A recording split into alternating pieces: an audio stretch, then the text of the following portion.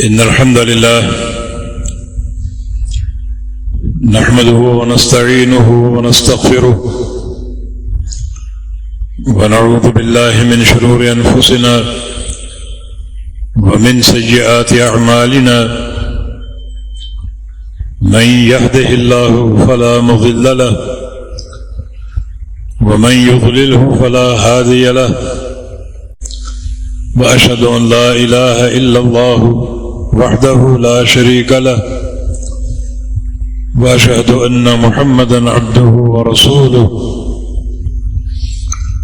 يا أيها الذين آمنوا اتقوا الله حق تقاته ولا تموتن إلا وأنتم مسلمون يا أيها الناس اتقوا ربكم الذي خلقكم من نفس واحدة وخلق منها زوجها وبث منهما رجالا كثيرا ونساء واتقوا الله الذي تساءلون به والأرحام إن الله كان عليكم رقيبا يا أيها الذين آمنوا اتقوا الله وقولوا قولا سديدا يصلح لكم أعمالكم ويغفر لكم ذنوبكم ومن يطع الله ورسوله فقد فاز فوزا عظيما أما بعد فإن خير الحديث كتاب الله وخير الهدي هدي محمد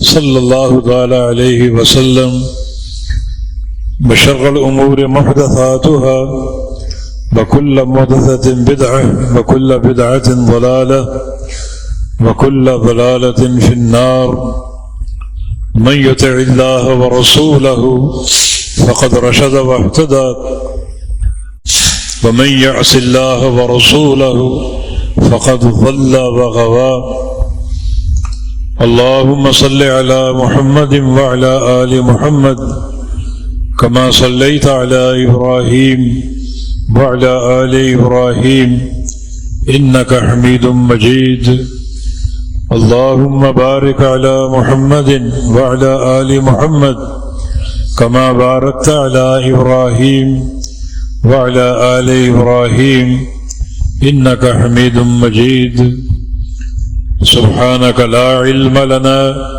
إلا ما علمتنا إنك أنت العليم الحكيم رب اشرح لي صدري ويسر لي أمري واحلل عقدة من لساني يفقه قولي أعوذ بالله من الشيطان الرجيم من همزه ونفخه ونفسه بسم الله الرحمن الرحيم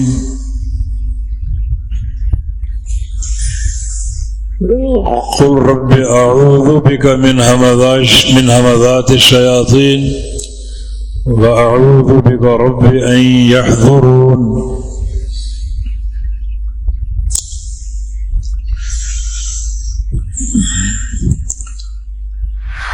ہر وقت اور ہر مقام کی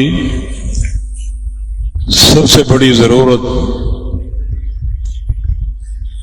مسئلہ توحید ہے۔ توحید کے بہت سے شعبے ہیں اور بہت سے ابواب ہیں۔ ایک انتہائی اہم شعبہ استعاذہ یا تعوذ کا ہے، کسی کی پناہ طلب کرنا۔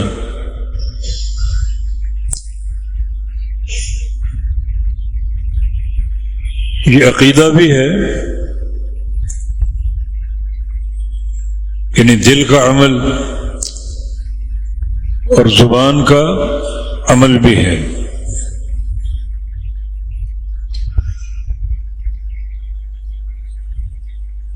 یہ توحید کا بڑا اہم باب ہے، اللہ تعالیٰ کی پناہ میں آنا اور اس کی پناہ طلب کرتے رہنا۔ دل کا عمل اس لحاظ سے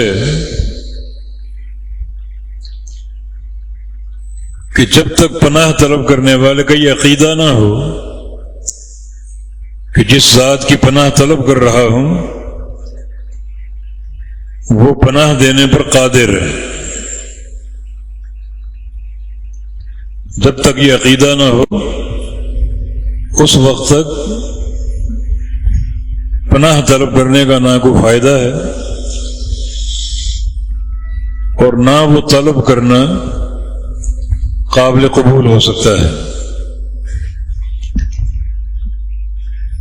اس لحاظ سے استعاذہ جو ہے وہ دل کا فعل ہے۔ استعاذہ کرنے والا اس عقیدے پر قائم ہو کہ جس ذات سے پناہ کا سوال کیا ہے وہ ذات پناہ دینے پر قادر ہے، اور ساتھ ساتھ یہ بات بھی کار فرما ہو کہ اس کے علاوہ کوئی پناہ نہیں دے سکتا۔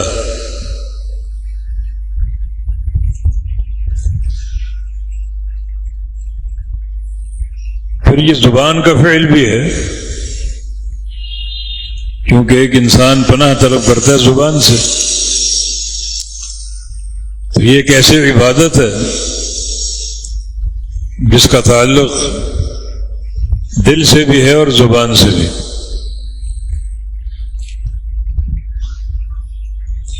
دل کی عبادت عقیدہ کہلاتی ہے اور زبان کی عبادت اللہ تعالیٰ کا ذکر کہلاتی۔ اس وقت جو حالات چل رہے ہیں پوری دنیا میں اور عالم اسلام میں خاص طور پہ، پھر اس وطن عزیز میں خاص طور پہ بارشوں اور سیلابوں کا سامنا، طرح طرح کی آفات اور بلیات، بہت سے اندیشے اور خوف، مہنگائی کا طوفان، مختلف بیماریوں کے حملے، یہ ساری آفتیں جو ہیں ہم سے تقاضا کرتی ہیں کہ ہم ان آفتوں سے بچنے کے لیے اپنے رب کی پناہ طلب کریں۔ یہ آج کے دور کی ضرورت ہے۔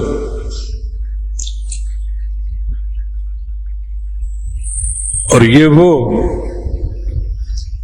قیمتی اثاثہ ہے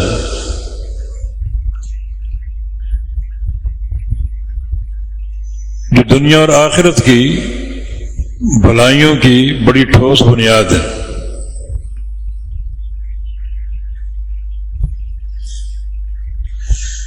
تشہد میں آپ ایک دعا پڑھتے ہیں، تعوذ کی دعا ہی ہے وہ، اللہم انی اعوذ بک من عذاب القبر ومن عذاب جہنم ومن فتنة المحیا والممات ومن شر فتنة المسیح الدجال۔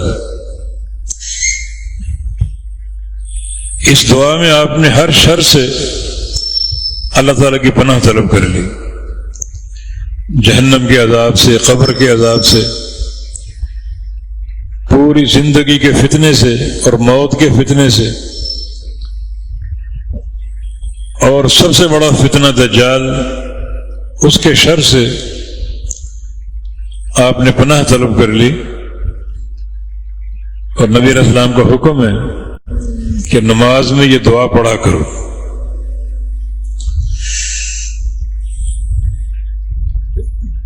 تو یہ ایک بڑی عبادت ہے،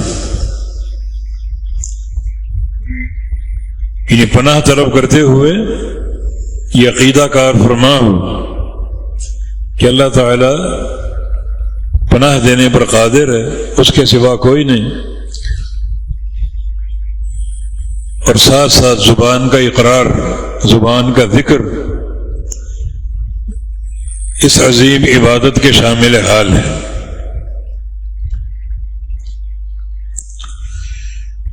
سورہ مومنون کی 2 آیتیں ہم نے پڑھی ہیں۔ اللہ تعالی یہاں تعوذ یا استعاذہ کی عبادت کا ذکر کرتا ہے، اور یہ تعوذ یا پناہ طلب کرنا اپنے پیغمبر سے کہلواتا ہے، قل آپ کہیے آپ کہیے ربی اے میرے رب اعوذ بک من ہمزات الشیاطین، میں تیری پناہ چاہتا ہوں، تیری پناہ کا طلبگار ہوں شیطانوں کے وسوسوں سے۔ اللہ تعالیٰ اپنے پیغمبر سے کیوں کہلوا رہا ہے؟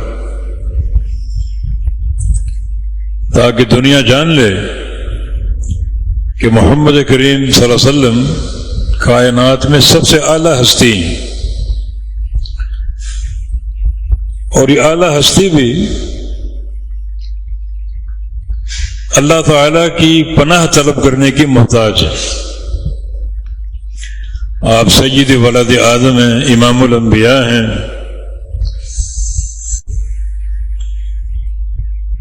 قائد الغر المحجلین ہیں۔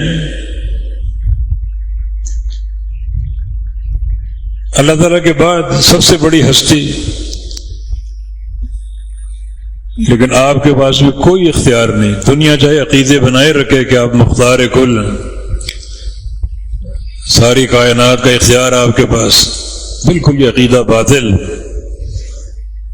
کہ آپ بھی کہو، دنیا کو سناؤ کہ میں بھی رب تعالیٰ کی پناہ کا محتاج ہوں۔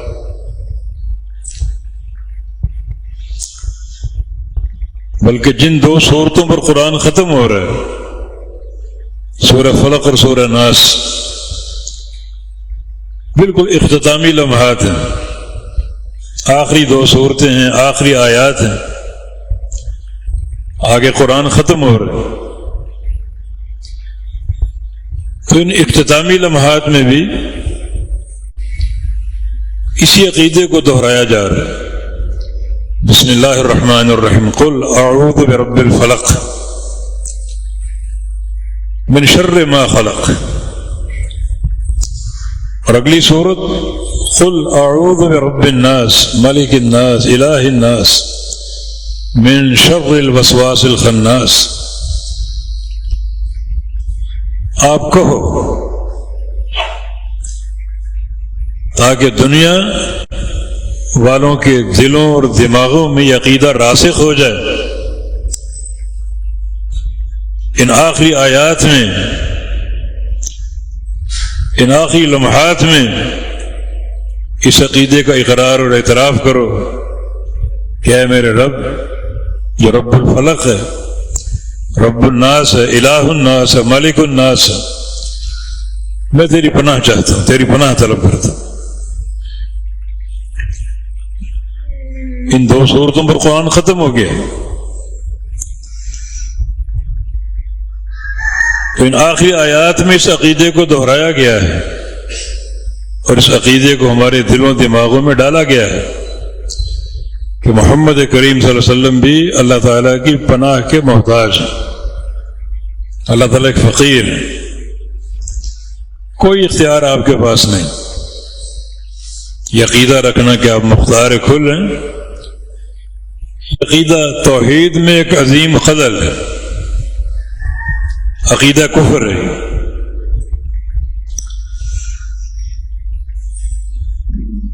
تو ان دو آیات میں جو سورۃ المؤمنون کی،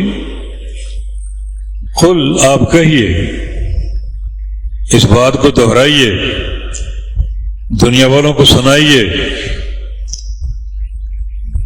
کہ آپ خلیل اللہ، حبیب اللہ،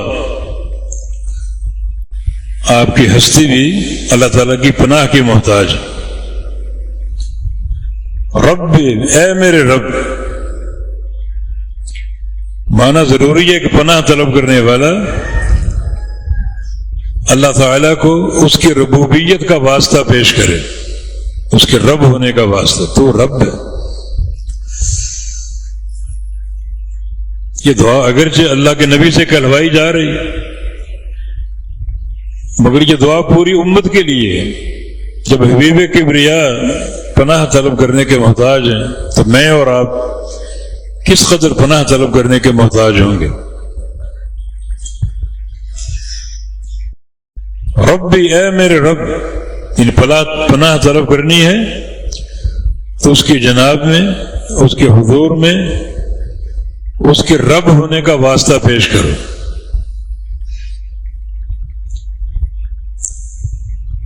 رب ہونے کا معنی یہ ہے کہ تین چیزوں کو مانو نفی اور اس بات کے ساتھ۔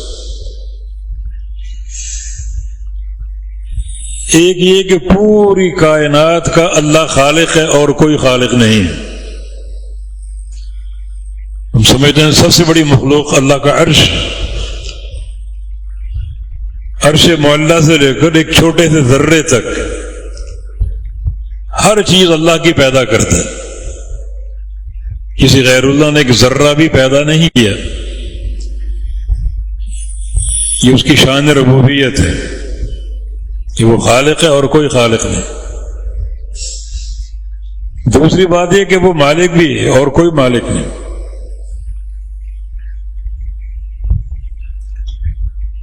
اس نے یہ کائنات پیدا کر کے چھوڑ نہیں دی کہ اپنی مرضی کرو، نہیں، پوری ملکیت اپنے ہاتھ میں رکھی۔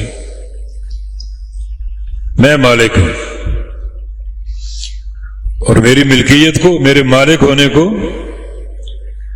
دو حوالوں سے تسلیم کرو۔ ایک ہے پوری تقدیر کا مالک ہوں، یہ امور قدریہ، کس نے کب پیدا ہونا ہے، کب مرنا ہے، کتنا جینا ہے، کتنا کھانا ہے، کتنا پینا ہے، کہاں مرنا ہے، یہ امور قدریہ ہے۔ میں مالک ہوں، اس کا کوئی مالک نہیں، میں مالک ہوں۔ دوسرا مالک ہونے کا معنی ہے کہ میں نے تمہارے لیے شریعت بنائی ہے، انبیاء کے ذریعے تم تک پہنچائی ہے، تم میرے مملوک ہو، اس شریعت کو مانو۔ یہاں بہت تھوڑے بندے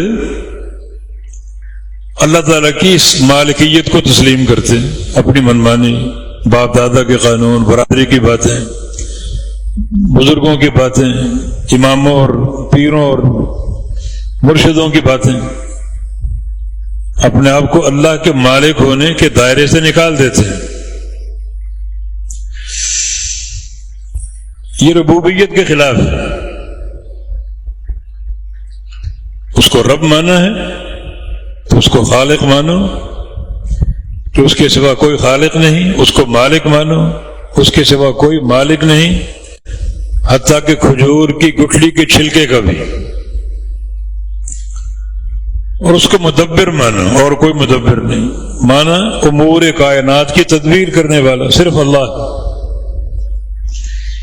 جو حرکات و سکنات ہیں اللہ کے امر سے ہو رہی۔ یہ جو پانی کے قطرے گرتے ہیں، بادل پانی اٹھائے کھڑے ہیں اور اللہ قطرے قطرے برساتا ہے، اور بڑی منفعت بخش بارش ہوتی ہے۔ چاہے تو بادلوں کو پھاڑ کر سارا پانی ایک ہی بار گرا کے لوگوں کو ملیا میٹ کر دے، یہ سب اللہ کا امر۔ اس عذاب کی زد میں یہ قوم ہے، بادلوں کا سلسلہ موقوف نہیں ہو رہا، معصیتیں اپنے عروج پر ہیں، گناہ اپنے عروج پر ہیں، اور اللہ کے عذاب کے نشانے لوگ بن رہے ہیں۔ اللہ کی پناہ میں آ جائیں۔ ومن یکفر بالطاغوت ویؤمن باللہ فقد استمسک بالعروۃ الوثقی لا انفصام لها۔ اس اللہ کو پکڑ لو، مان لو، تو آپ نے ایک ایسا مضبوط سہارا پکڑ لیا جو کبھی ٹوٹے گا نہیں۔ یہ سہارا بہت ہی مضبوط ہے۔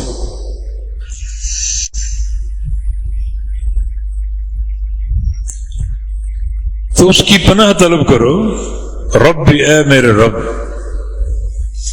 یعنی پناہ طلب کرنے میں اس ذات کو اس کے رب ہونے کا واسطہ پیش کیا جا رہا ہے۔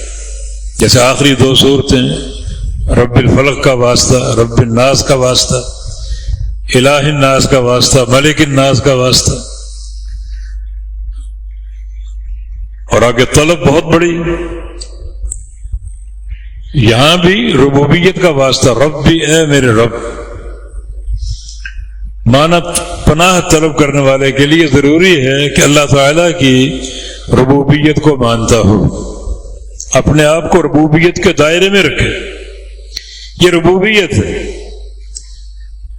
کہ وہ خالق ہے اور کوئی خالق نہیں، وہ مالک ہے اور کوئی مالک نہیں، وہ مدبر ہے اور کوئی مدبر نہیں، رزق بھی وہی دیتا ہے، عطا اس کی طرف سے، منع اس کی طرف سے۔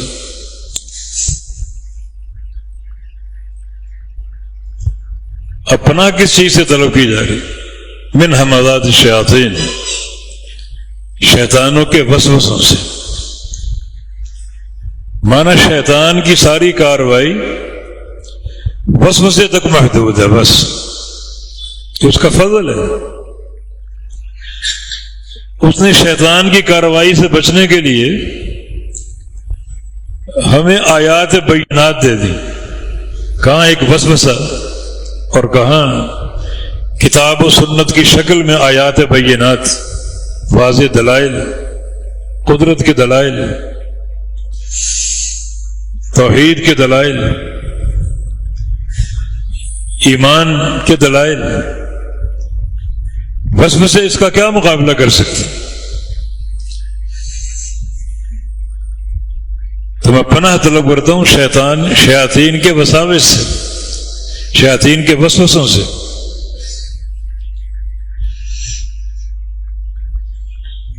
جو لوگ شیطان کو دوست بنا لیتے ہیں وہ ان وساوس کے زیر اثر ہوتے ہیں، ان کو قبول بھی کرتے ہیں، ان کی تنفیذ بھی کرتے ہیں، جو کہ نرا بربادی اور ہلاکت کا کڑا ہے۔ تو آپ اللہ سے پناہ طلب کریں، مجھ پر یہ نوبت نہ ہے، مجھے شیطان کے وسوسوں سے محفوظ رکھنا، بچائے رکھنا۔ ان سارے وساوس سے میں تیری پناہ چاہتا ہوں، تو نے پناہ میں لے لیا تو سارے شیاطین مل کر بھی میرا کچھ نہیں بگاڑ سکتے اگر تیری پناہ مل گئی۔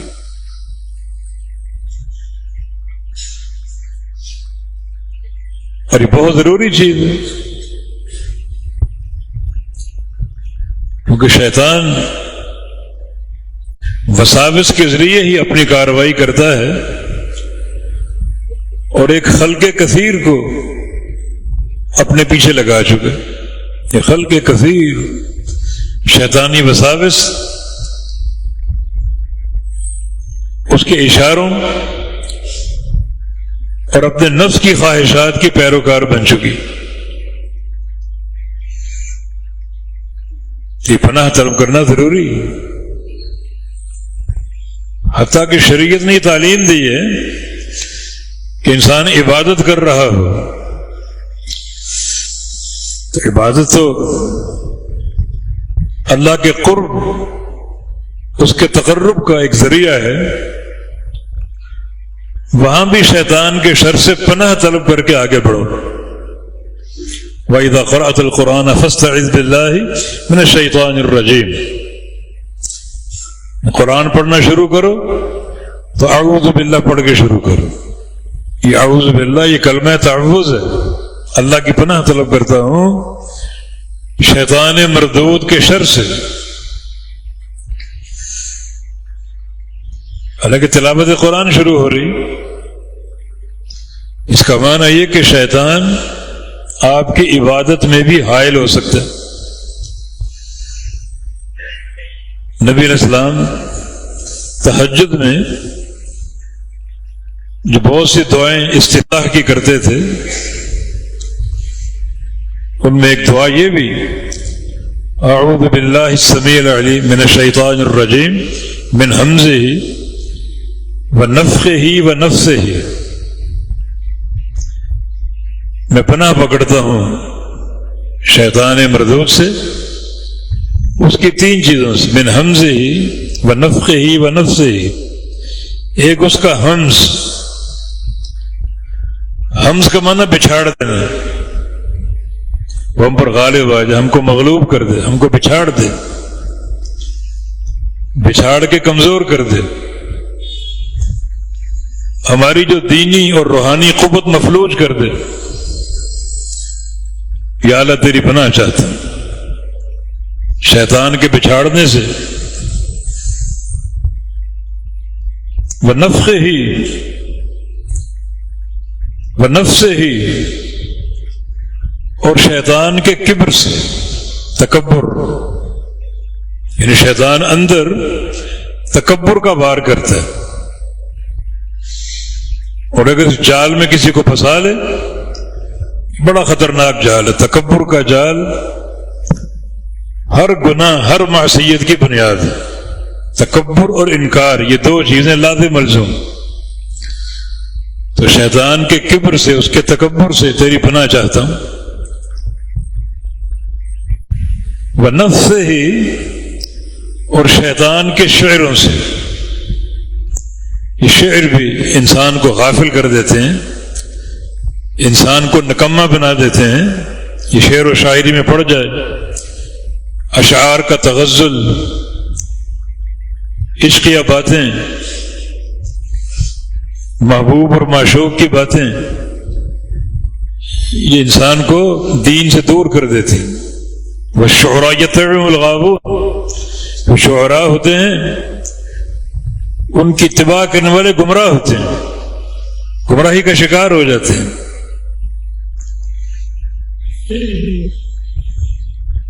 اچھے لوگ جو ہوتے ہیں ان کو اشعار زیب نہیں دیتے، ہاں اگر اشعار دین کے تناظر میں ہو، کسی علم کی خدمت ہو، تو وہ شعر ممدوح ہے، شعر محمود جس کی تعریف کی جاتی ہے۔ ایک شعر مذموم ہے۔ اکثر جو اشعار، عشقی اشعار جو دلوں کو غافل کر دیتے، دلوں کو زنگ آلود کر دیتے، یہ بھی شیطان کی کاروائی۔ اس سے بھی خطرناک شعر قوالی، نعتی اشعار، شرک سے بھرے ہوئے، یہ تغزل اور عشق دلوں کو غافل کرتا ہے، گناہ ہے یہ، مگر سب سے بڑا گناہ شرک ہے۔ اب یہ قوالیاں اور نعتی اشعار جو شرک سے بھرے ہوں، اس سے بھی خطرناک۔ کوئی کہے کہ خواجہ نہ دے گا تو پھر کون دے گا؟ اس بدبخت نے ابو جہل کو بھی پیچھے چھوڑ دیا۔ وہ کہتا تھا اللہ بھی دیتا اور خواجہ بھی دیتا، یہ شرک ہے۔ اور یہ کہہ کہ صرف خواجہ ہی دیتے، خواجہ نہ دے گا تو پھر کون دے گا؟ یعنی خواجہ نہ دے تو کوئی دینے والا نہیں، اللہ کا بھی انکار۔ ایک مصرے میں اس نے کفر پک دی ہے، لعنتوں کا مستحق بن چکے۔ یہ مذموم اشعار بندے کے عقیدے کو، بندے کے دل کو، دماغ کو گمراہ کر کے چھوڑنے والے۔ تو میں ان مذموم شعروں سے بھی تیری پناہ طلب کرتا ہوں۔ یہ شعر و شاعری میں اپنے آپ کو زیادہ الجھانے کی کوشش نہ کرو۔ دین ان تکلفات کا نام نہیں۔ پیارے پیغمبر افضل عرب ہیں، پورے عرب میں سب سے بڑے فصیح محمد الرسول اللہ صلی اللہ علیہ وسلم، کبھی شعر نہیں کہا۔ امام شافعی رحمہ اللہ کا شعر ہے، قول ہے، لولا الشعر بالعلماء یزری لوجدتنی اشر من لبیدی۔ اگر شعر علماء کے لائق ہوتا، شعر گوئی علماء کو عیب میں نہ ڈالتی، یہ عیب نہ ہوتا، تو میں لبید سے بڑا شاعر ہوں۔ لبید ایک جاہلی شاعر ہے، جاہلیت کے دور کا، اس کا ایک قصیدہ ہے بڑا فصیح، اس کو عربوں نے بیت اللہ میں لٹکایا ہوا تھا تاکہ جو لوگ حج کرنے آتے ہیں وہ اس قصیدے کو پڑھیں اور اعتراف کرے کہ کتنے ہم بڑے فصیح اللسان، کتنے بڑے شعراء ہمارے پاس، کتنے بڑے انشاء پرداز ہیں اور کتنے بڑے ادیب ہیں۔ ان میں لبید بھی ہے، 7 قصیدے تھے، ان میں لبید کا قصیدہ بھی۔ اگر شعر علماء کو عیب نہ دیتا تو میں لبید سے بڑا شاعر تھا، امام شافعی رحمہ اللہ کا قول۔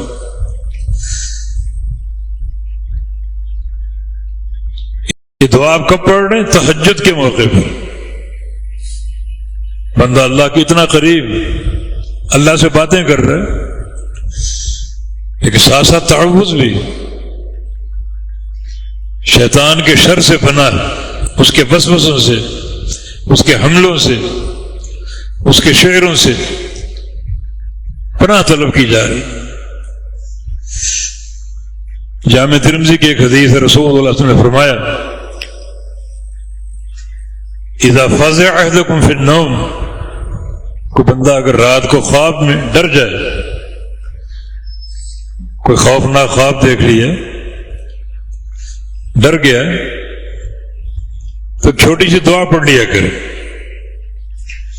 اعوذ باللہ من الشیطان الرجیم، وہی تعوذ، اعوذ باللہ من الشیطان الرجیم من غضبہ وعقابہ وشر عبادہ ومن همزات الشیاطین من یحضرون۔ اللہ کی پناہ طلب کرتا ہوں شیطان مردود سے، اللہ کے غضب سے، اللہ تعالیٰ کے عذاب سے، اور اس کے سارے بندوں کے شر سے، اور شیاطین کے وسوسوں سے، اور یہ کہ شیاطین مجھ پر حاضر، ان تمام چیزوں سے اللہ کی پناہ طلب کرتا ہوں۔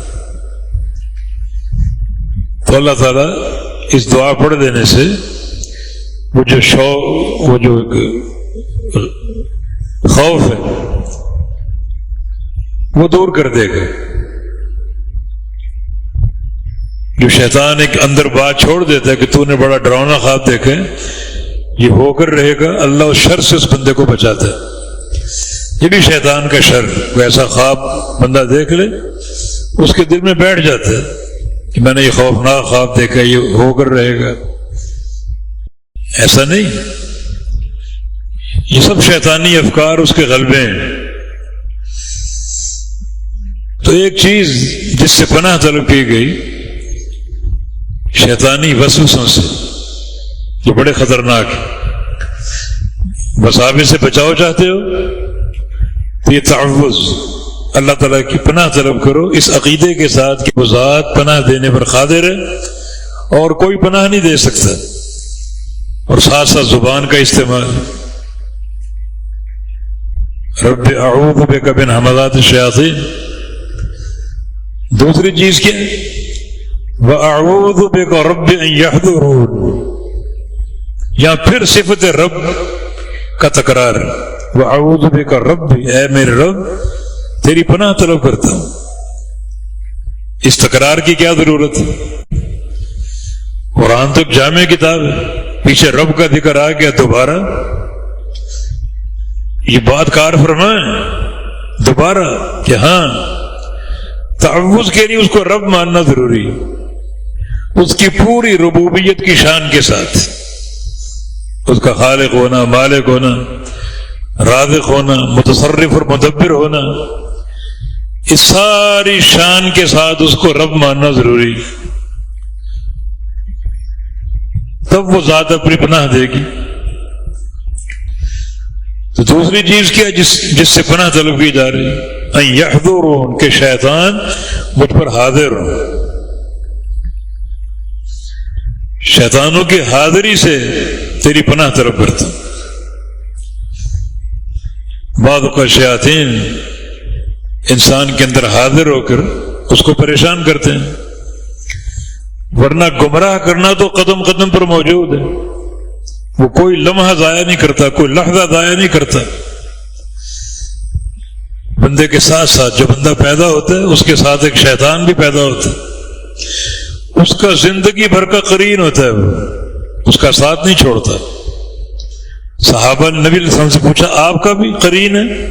فرمایا کہ ہاں، جب میں پیدا ہوا میرے ساتھ بھی شیطان پیدا ہوا، ولکنہ اسلم، مگر میرا شیطان میرے تابع ہو چکا ہے،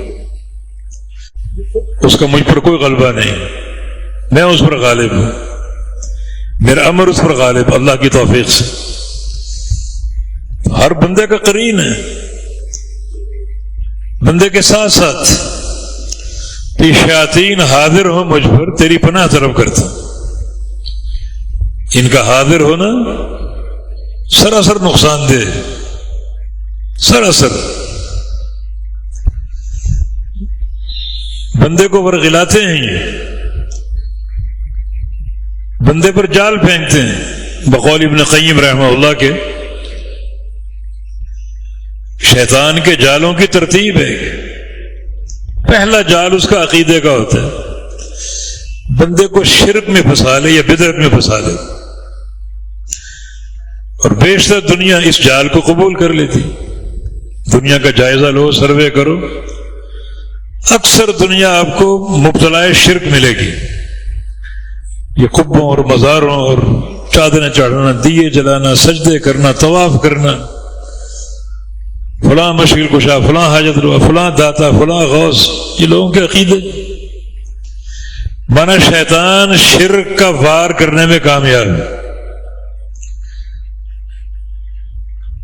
آپ سوچتے ہیں کہ اس قماش کے لوگ عبادت بھی بہت کرتے ہیں، پیسہ ہو تو ہر سال حج کرنا، عمرے کرنا، مساجد کی تعمیر زور شور سے کر رہے ہیں، مدارس بنا رہے ہیں، سرپرستی یتیموں کی، یتیم خانے بنوا رہے ہیں. تو یہ نیکیاں کیوں کر رہے ہیں؟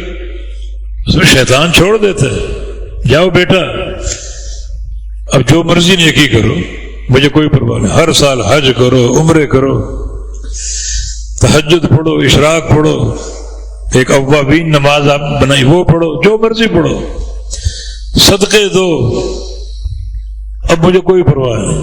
کیونکہ شرک یا بدعت کی موجودگی میں کوئی نیکی قابل قبول نہیں. ٹکرے مارتے.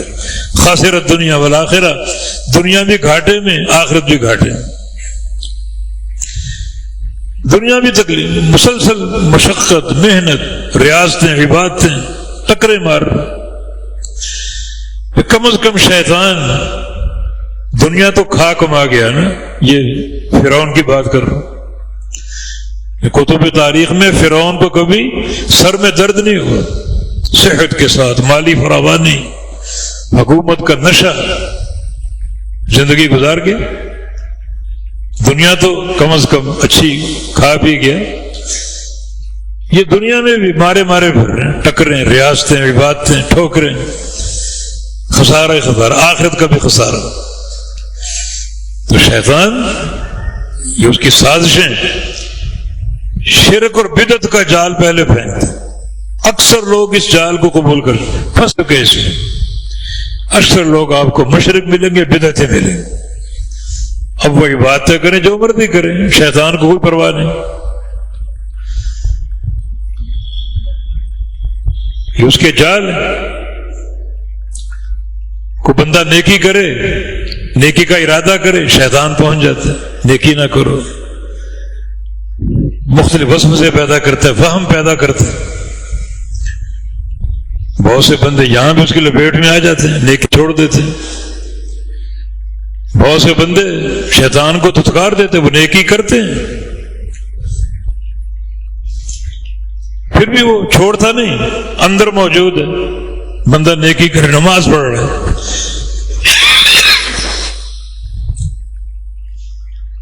اب وہ اندر ریاکاری کا وار کر رہا ہے. اس کے اندر دکھاوا آ جائے، اس نیکی کو برباد کر. بہت سے بندے ریاکاری کا وار بھی قبول کر لیتے ہیں، نیکی برباد. من تصدق یرائی فقد اشرک، دکھاوے کا صدقہ شرک ہے. من صلی یرائی فقد اشرک، دکھاوے کی نماز بھی شرک ہے. من صام یرائی فقد اشرک، دکھاوے کا روزہ بھی شرک ہے. بہت سے بندے یہاں بھی کٹ گئے. یہاں بھی شیطان کے جھانسے میں آ گئے. بعض بندے ریاکاری کا وار بھی قبول نہیں کرتے، اندر استقامت ہے، عقیدے کی صلابت ہے، شیطان پھر بھی نہیں چھوڑتا. عبادت سے فارغ ہوا، اب وہ ایک اور پینترا مارتا ہے، ایک اور جال پھینکتا ہے، اور وہ غرور کا. کچھ لوگ عبادت کرتے ہیں اخلاص کے ساتھ، مگر ان کے اندر نیکی کا غرور ہے. وہ غرور بھی نیکی برباد کر دیتی. دیکھیں شیطان کی عداوت. بڑی جامع دعا کہ شیطان مجھ پر حاضر ہو، تیری پناہ چاہتا ہوں، مجھ پر حاضر ہو کر اپنے جال پھینک کے اس کی لپیٹے میں لے لے، تیری پناہ چاہتا ہوں۔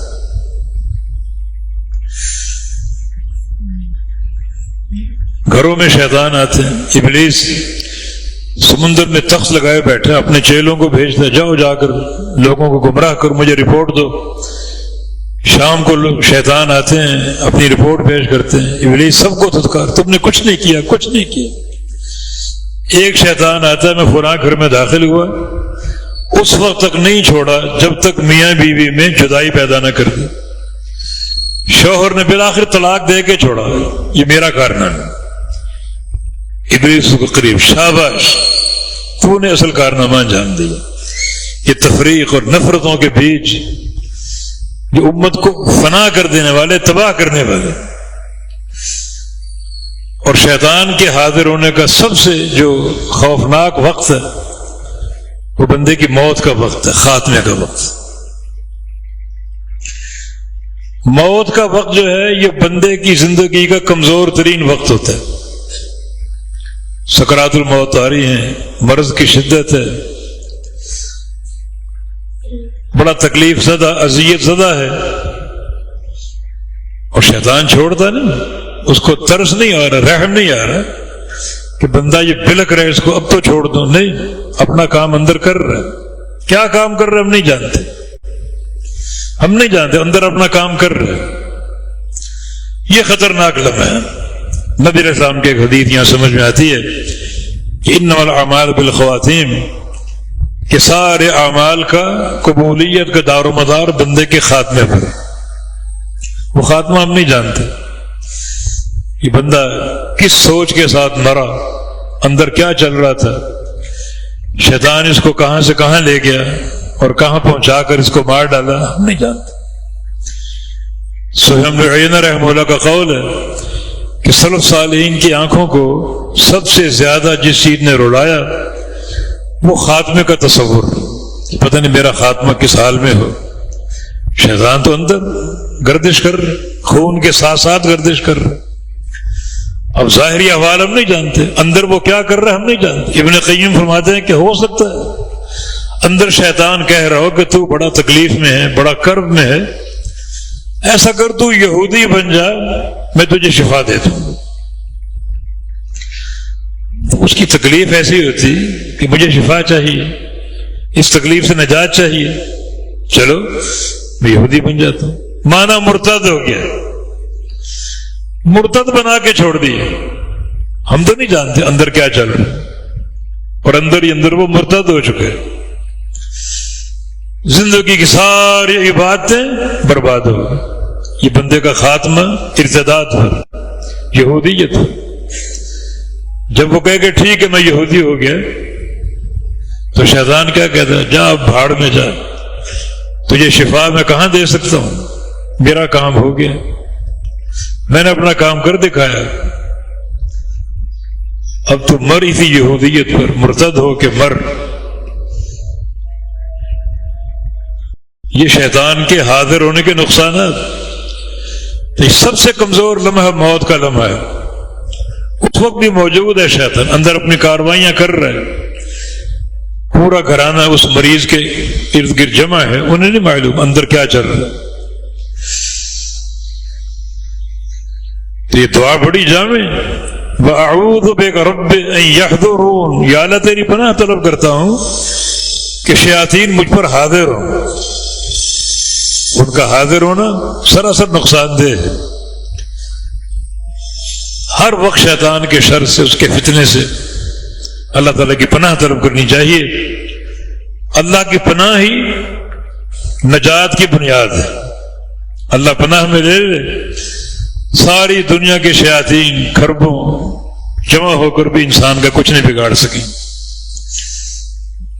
کوئی طوفان انسان کو نقصان نہیں دے گا۔ اللہ نے اگر پناہ میں لے لیے، بس عقیدہ کار فرماؤ، اللہ تعالیٰ ہی پناہ دینے پر قادر ہے اور کوئی نہیں۔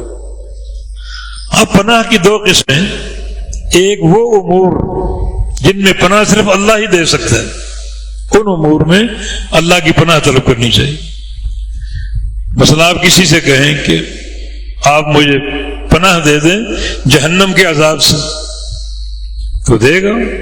نہیں دے سکتے، اس پر اللہ قادر۔ جو امور اللہ کی قدرت میں ان میں اللہ کی پناہ طلب کریں، اگر غیر اللہ کی پناہ طلب کرو گے یہ شرک اکبر ہوگا، ایسا بندہ کافر ہوگا اور دین اسلام سے خارج ہوگا۔ ہاں بعض امور ایسے ہیں کہ ہم پناہ دے سکتے ہیں، کہ بندہ باہر موسلا دھار بارش ہو رہی بھیگتا ہوا جا رہا ہے، آپ اس کو گھر میں لے لیں، اپنی چھت کے نیچے لے لیں، ایک پناہ دی، آپ کی قدرت میں ہے یہ شرک نہیں۔ مگر وہ امور جو بندوں کی قدرت سے ہٹ کر باہر اور بعید ہیں، ان امور میں مخلوق کی پناہ طلب کرنا شرک اکبر، اور بندہ شرک اکبر میں مبتلا ہو گیا تو یہ کفر، اور یہ کفر جو ہے بندے کو دین اسلام سے خارج کر دے گا، نبی اسلام کی امت سے خارج کر دے گا۔ اب لاکھ قصیدے کہو اور لاکھ تم نظمیں اور اشعار پڑھو، کوئی فائدہ نہیں، شرک اکبر کی موجودگی میں بندہ دین اسلام سے خارج ہے۔ ایک دعا میں اکثر بتایا کرتا ہوں، چھوٹی سی دعا، لا حول ولا قوت الا باللہ، اس کو تو حرز جاں بنا لو، صبح شام پڑھو، چلتے پھرتے پڑھو، لا حول ولا قوت الا باللہ بھی ٹھیک ہے، اور لا حول ولا قوت الا باللہ العلی العظیم بھی ٹھیک ہے، دونوں ثابت۔ یہ عظیم پناہ طلب کرنے کا کلمہ ہے، یا اللہ کوئی خیر ہو چھوٹی یا بڑی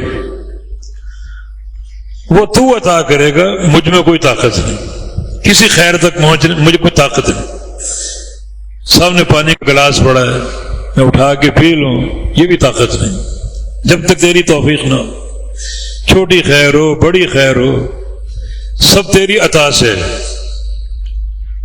اور چھوٹا شر ہو بڑا شر ہو اس سے بچاؤ تیری عطا سے۔ کوئی چونٹی چل رہی ہے، چونٹی بھی کاٹ لیتی، اس کو پکڑ کے مسل سکتا ہوں، رون سکتا ہوں، لیکن نہیں جب تک تیری عطا نہ ہو۔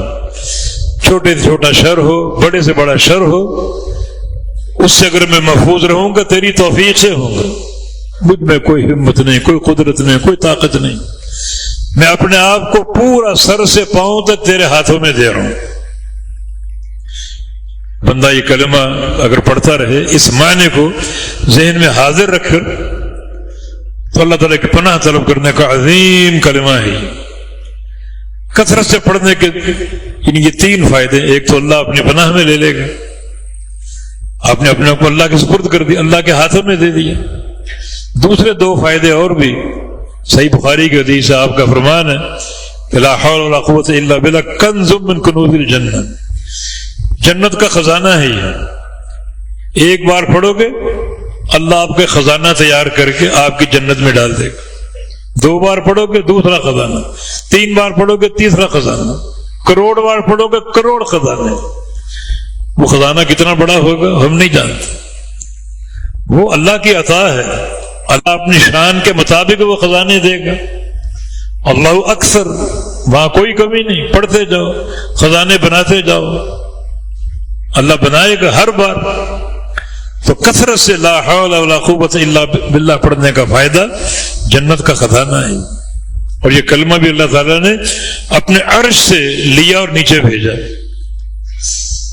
اور جامع ترمذی کی حدیث نبی علیہ السلام کا فرمان ہے، تو جنت کے بہت سے دروازے، ایک دروازہ ذکر کا بھی ہے، پھر ذکر کے دروازے بھی پھیلے ہوئے ہیں۔ ایک دروازے کا نام ہے لا حول ولا قوت الا باللہ، دروازے کا نام یہ دروازہ، اس کا نام کیا ہے؟ لا حول ولا قوت الا، جیسے باب الصلاۃ ہے، باب الریان روزے کا دروازہ، باب الصدقہ صدقہ اور زکوٰۃ کا دروازہ، باب الذکر میں یہ ایک دروازہ مستقل، یہ دروازہ لا حول ولا قوت الا باللہ۔ اس دروازے سے وہ لوگ جنت میں داخل ہوں گے تو کثرت سے یہ کلمہ پڑھتے رہے، لا حول ولا قوت الا باللہ۔ بہت کچھ اس میں عقیدہ بھی، ذکر بھی، فضیلت بھی، جنت کے خزانے بھی، جنت کا داخلہ بھی، اور سب سے بڑھ کر دنیا کے ہر شر سے اللہ تعالیٰ کی پناہ بھی، بالتوفیق بید اللہ تعالی۔ اللہ پاک ہم سے راضی ہو جائے، اللہ ہم سے اپنی رحمت کا معاملہ فرمائے، اللہ ہم سب کو شیطان کی شرارتوں سے محفوظ رکھے، اور ابلیس کا جو بھی شر اللہ تعالیٰ بچا کے رکھے۔ اللہ ہر خیر عطا فرما دے۔ پھر اسلام کی تعلیم کے مطابق کہ تم یہ دعا کر لیا کرو کہ یا اللہ تیرے نبی نے جس جس خیر کا تجھ سے سوال کیا وہ خیر ہمیں عطا فرما دے، جس جس شر سے تیری پناہ طلب کی اس شر سے ہمیں پناہ میں دے دے۔ بڑی جامع دعا ہے۔ اقول قولی ھذا واستغفر اللہ لی ولکم۔